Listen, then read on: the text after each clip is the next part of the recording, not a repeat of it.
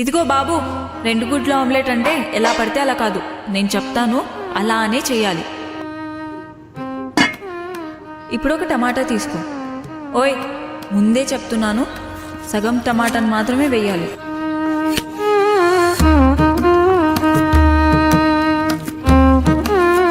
ఒక పచ్చిమిరపకాయ తీసుకో. తీసుకున్నావా? దాన్ని నిలువుగా కాకుండా గుండ్రంగా కట్ చేయి, కానీ చిన్నగా.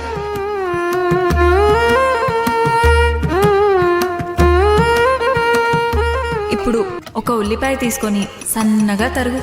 అయిపోయిందా? ఇప్పుడు ఇవన్నీ తీసుకొని ఒక గిన్నెలో వేయి. వేసావా? ఇప్పుడు 2 గుడ్లు కొట్టు. ఇదిగో, ఇప్పుడే చెప్తున్నాను, అందులో పెంకు పడిందో అయిపోయావే. కొంచెం ఉప్పు, కొంచెం కారం వేసి బాగా కలుపు.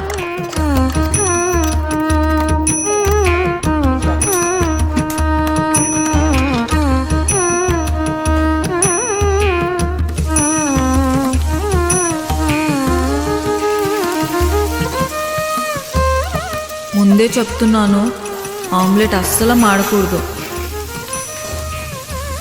చాలా జాగ్రత్తగా వేసి తీసుకురా, సరేనా?